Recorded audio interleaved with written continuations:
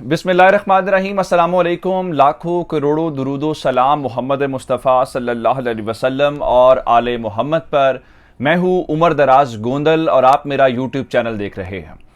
नाज़रीन, खबर बहुत बड़ी है क्योंकि कल तक सूरत हाल ये थी कि इमरान खान का इस्तीफ़ा आया, इमरान खान अभी गए, अलविदाई मुलाकातें शुरू हो गई हैं, लेकिन मामला पलट गया है। कहानी पलट गई है और कहानी इस तरीके से पलट गई है कि तहरीके अदम एतमाद पर शायद ही वोटिंग की नौबत आए। कहने को आज से 4 रोज बाकी हैं, सिर्फ 3 अप्रैल को वजीर आजम इमरान खान के खिलाफ तहरीके अदम एतमाद के ऊपर वोटिंग होनी है और अगर स्पीकर वोटिंग नहीं भी करवाते तो उसका मतलब ये होगा कानून और आइन के मुताबिक ये समझ लिया जाएगा कि उनके खिलाफ तहरीके अदम एतमाद कामयाब हो गई है, ये कानून कहता है। लेकिन मामला कुछ और है जनाब। मैंने आपको कल 2 मुलाकातों के मुतालिक बताया था, मैं आपको सिर्फ तीसरी मुलाकात की अब खबर नहीं देने वाला। मैं आपको ऑपोजिशन के 3 बड़ों के साथ भी होने वाली मुलाकात के मुतालिक खबर देना चाहता हूं।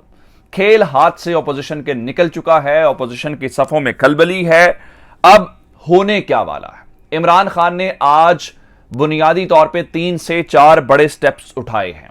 अब से थोड़ी देर के बाद जो नेशनल सिक्योरिटी कमेटी है, ये पहला मामला होगा जहां पे फौज और सिविल कयादत इस खत को लेकर पहली बार मिल बैठेगी। चूंकि हुकूमत कह चुकी है जी हमने लीडरशिप को दिखा दिया, लेकिन ऑफिशियली ये पहला मौका होगा जहां पे इसको डिस्कस किया जाएगा। दूसरे नंबर के ऊपर चल के आज शाम 6 बजे नेशनल सिक्योरिटी कमेटी जो पार्लियामेंट की है उसका इजलास भी कॉल कर दिया गया है और अगर उस इजलास के अंदर अपोजिशन आ जाती है तो उसके बाद मजीद किसी तबसरे की जरूरत नहीं रह जाती। आप बहुत समझदार हैं। और उसके बाद इमरान खान जो हैं वो आज कौम से खिताब करेंगे और शायद वो खिताब नहीं होगा, वो फाइनल ऐलान होगा। ये डिटेल्स मैं आपके सामने रखने वाला हूं, लेकिन अगर आपने अभी तक चैनल सब्सक्राइब नहीं किया और आप चाहते हैं कि आपको मुस्तनद और बर वक्त खबरें मिलती रहें तो हमारा चैनल सब्सक्राइब कर लीजिए, बेल आइकन के ऊपर क्लिक कर लीजिए ताकि हमारी आइंदा आने वाली वीडियोस बर वक्त आप तक पहुंच रहे। तहरीके अदम एतमाद का मामला मैंने आपको खबर दे दी थी कि जनाब फेस सेविंग दी जा रही है और मैंने आपको बता दिया था कि अब दोनों अतराफ जो हैं उनको मनाने की कोशिश की जा रही है।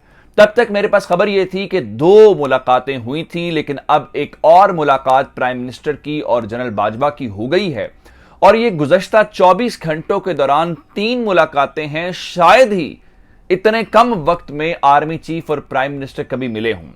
मिलते रहते हैं अगर कोई ऐसा मामला हो फोन के ऊपर या बातचीत, उनकी जारी बात है, नेशनल सिक्योरिटी के मैटर्स होते हैं, लेकिन इस तरह से मुलाकात करना यह पहली बार था। और मैं आपको एक और खबर देना चाहता हूं जो इस्लामाबाद से खबरें इस वक्त आई हैं कि सिर्फ गवर्नमेंट के साथ मुलाकातें नहीं हुई, कुछ मुलाकातें F8 के अंदर भी हुई हैं जिसका दावा किया गया है। और ये मुलाकातें ऑपोजिशन के 3 बड़ों को बिठा के पैगाम दे दिया गया है, रात गए मुलाकात हो गई है और इन मुलाकातों के बाद खेल तब्दील हो गया है। अब ये खेल तब्दील क्यों हुआ है या खेल क्या तब्दील हुआ ये बाद में बताऊंगा। बुनियादी तौर पे 2 चीजें बड़ी इस वक्त 3 जो हैं वो जिन्होंने बाजी पलटी है। एक, रियलाइज ये किया गया है ये कैसे हो सकता है कि कोई और मुल्क, हमारे आपस में इख्तलाफात हो सकते हैं, हो सकता है आपको नवाज शरीफ पसंद हो, ना पसंद हो, इमरान खान पसंद हो, ना पसंद हो, जरदारी साहब, ये हमारे घर का मसला है जिसको हमें हल करना है वोट दे के किसी और लीगल तरीके से। लेकिन ये कैसे हो सकता है कि तीसरा मुल्क हमारी इलेक्टेड गवर्नमेंट को और हमारे इलेक्टेड वजीर आजम को इस तरह से थ्रेट करे? पहला। दूसरा, इमरान खान की जान को खतरा है, इस लेवल तक जाना कि पाकिस्तान बर्दाश्त कर सकता है कि हमारे वजीर आजम को थ्रेट किया जाए? तीसरे नंबर के ऊपर चल के अगर आपको मैं ये कहूं कि जनाब इमरान खान की जो पॉपुलैरिटी थी उसको मिसकैलकुलेट किया गया है, एक ये वजह भी हो सकती है।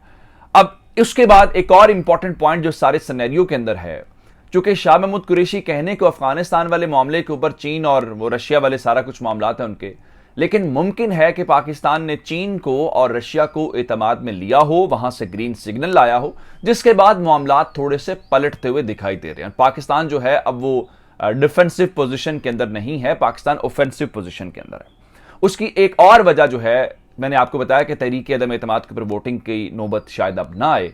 अगर आ भी जाती है तो इमरान खान ने उसका भी इंतजाम कर लिया है और उसका इंतजाम यह है कि 3 अप्रैल इतवार के दिन जो है इमरान खान ने 1 लाख लोग जो हैं वो पार्लियामेंट हाउस के सामने जमा करने का फैसला कर लिया। ये वही दिन है जिस दिन वोटिंग होनी है, और आप इस वक्त जाएंगे तो आपको अंदाजा होगा कि डी चौक के ऊपर जो है वो जलसे के हवाले से ट्रेंड तहरीक इंसाफ के लोग चला रहे हैं। अब इन सारे मामलात के ऊपर अपोजिशन की सफ़ों में एक खलबली मची हुई है, क्योंकि वो मंजिल के बिल्कुल करीब हैं, चीज़ें उनकी बिल्कुल अपनी तरफ से हल होती हुई दिखाई दे रही हैं। लेकिन अब बहुत सारे उनके हामी, उनके सहाफ़ी उनको कहते हुए नजर आ रहे हैं कि पहले तो लोग कह रहे हैं ना इमरान खान डटा हुआ है, आज कुछ सहाफ़ी कह रहे थे अपोजिशन को डट जाना होगा।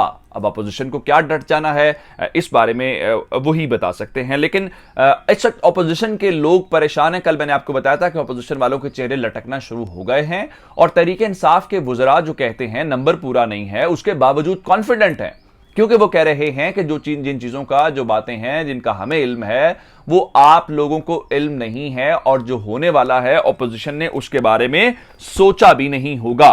अब इस वक्त होना क्या है, फिर मैं रिजल्ट बताऊंगा। वो जो दरमियानी रास्ता अगर निकाला गया है वो दरमियानी रास्ता क्या है। लेकिन मैं आज की 3 हैपनिंग्स आपके सामने एक वक्त रखना चाहता हूं। जब आप वीडियो देख रहे होंगे तो उस वक्त शायद नेशनल सिक्योरिटी कमेटी का जो इजलास है वो चल रहा होगा। वजीर आजम हाउस के अंदर ये इजलास है जी, और ये पहला मौका है। हमने खत के मुतालिक ये तो सुना, गवर्नमेंट ने कहा कि हमने जनरल बाजवा या मिलिट्री लीडरशिप के साथ इसको शेयर कर दिया है, लेकिन ये पहला मौका होगा कि सिविल और मिलिट्री लीडरशिप बैठ के इस खत के हवाले से बातचीत करेगी। और ये सबसे इंपॉर्टेंट बात होगी, क्योंकि कल ये फैसला हुआ था पार्लियामान में ले जाने का, तो पार्लियामान से ज्यादा उनका पहले नेशनल सिक्योरिटी कमेटी में तो रखें, वहां पे इंटेलिजेंस एजेंसी के सरबराह होंगे, ISI के, IB के, और ये आर्मी चीफ होंगे, तीनों सर्विसेज चीफ्स होंगे, आपके जो सीनियर सिविल लोग हैं जिसके अंदर वफाकी वुज़रा हैं वो मौजूद होंगे। वहां पर डिस्कस तो करें ना, एक दोनों तरफ से आर्गू तो करें, उसका नतीजा क्या निकलता है। पहला काम ये है। दूसरा ये है जनाब कि आज शाम 6, ताकि पार्लियामेंट वाली भी जो हुज्जत है वो तमाम हो जाए, और उसके अंदर ये किया गया है कि आज शाम 6 बजे जो पार्लियामेंट की कौमी सलामती कमेटी है, जिसके अंदर तमाम पार्लियामानी लीडर्स होते हैं, कायदे हिज़्ब इख्तलाफ होते हैं, इवन वज़ीर आज़म भी उसका पार्ट होता है, वज़ीर आज़म तो नहीं जाएंगे, ज़ाहिर बात है वहाँ पे, तो उस सिलसिले में उनका भी शाम 6 बजे आज पार्लियामेंट हाउस के अंदर इजलास बुला लिया गया है। इन कैमरा इजलास होगा, और मैंने आपको असद कैसर साहब के हवाले से बता दिया था, उन्होंने कहा था कि अगर पार्लियामानी लीडर्स जो है वो एग्री करें तो मैं इन कैमरा सेशन बुला सकता हूं। अब पहला नेशनल सिक्योरिटी कमेटी का, जिसमें वज़ीर आज़म और सर्विसेज चीफ बैठेंगे। दूसरे नंबर के ऊपर पार्लियामेंट की जो कौमी सलामती कमेटी है उसके अंदर चला जाएगा। लेकिन आपने इसके अंदर नोट क्या करना है, जो हम कह रहे हैं कि एक दरमियानी रास्ता निकल आया है, या पार्लियामानी मामले के अंदर अदम एतमाद वोटिंग की नौबत नहीं आएगी। ऑपोजिशन वाले आज टेक्निकली, जिस तरह कल कैबिनेट का इजलास हुआ, इत्तेहादियों को बुलाया, उन्होंने आने से इनकार कर दिया। अगर आज इस खत को लेके पार्लियामानी कमेटी बराए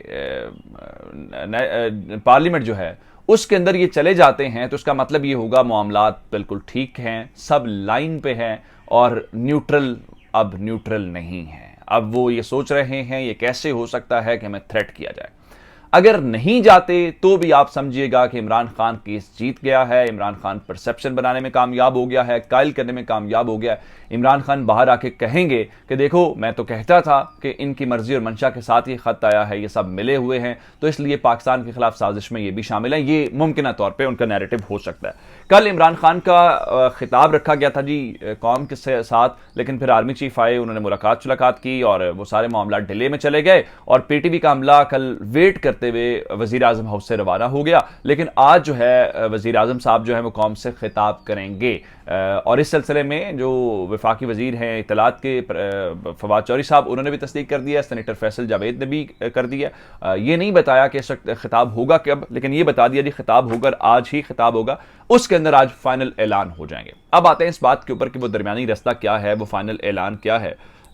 एक बात मैं आपको बता दूं, ये बहुत पहले भी मैंने आपको बताया था, इमरान खान साहब बार बार इस हवाले से खबरें ब्रेक कर रहे थे कि जनाब अर्ली इलेक्शंस, अब सिर्फ फेस सेविंग एक ही है, और वो दिसंबर की बातें थी, अब शायद दिसंबर से बात सितंबर पे आ गई है। महीना आगे पीछे हो सकता है जी, सितंबर, अक्टूबर, नवंबर, दिसंबर, कोई भी।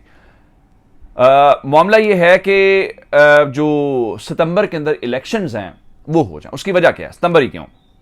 उसकी वजह यह है कि आर्मी चीफ की अपॉइंटमेंट भी होनी है, तो इसलिए जो नया प्राइम मिनिस्टर आए फ्रेश मैंडेट लेके, वही नया आर्मी चीफ अपॉइंट करे। एक वजह ये भी हो सकती है, ये दरमियानी रास्ता है कि ना गवर्नमेंट ये अपॉइंट करे ना अपोजिशन अपॉइंट करे, अगर वो भी आ रहे हैं 1.5 साल के लिए, तो इसलिए जनरल इलेक्शन पे चले जाते हैं, नया मैंडेट प्राइम मिनिस्टर लिया, सितंबर में इलेक्शन, अक्टूबर नवंबर में गवर्नमेंट आ जाएगी और नवंबर में अपॉइंटमेंट होनी है तो फ्रेश अपॉइंटमेंट हो। एक और चीज़ बहुत खतरनाक है, लोड शेडिंग बहुत ज़्यादा है इस वक्त। कहीं इमरान खान गवर्नमेंट के खिलाफ ये नई साजिश तो नहीं है, क्योंकि इजाफी बिजली है, इजाफी बिजली के बावजूद अगर कर रहे हैं तो ये कंपनीज जो हैं उनके जो वाजबात है उसको वो आमतौर पर गवर्नमेंट्स को ऐसे मामला के अंदर ब्लैकमेल कर लिया करती हैं। जब तक की अपडेट्स थी, चैनल सब्सक्राइब कीजिएगा। आपकी इस बातों का बहुत शुक्रिया। खुदा हाफिज।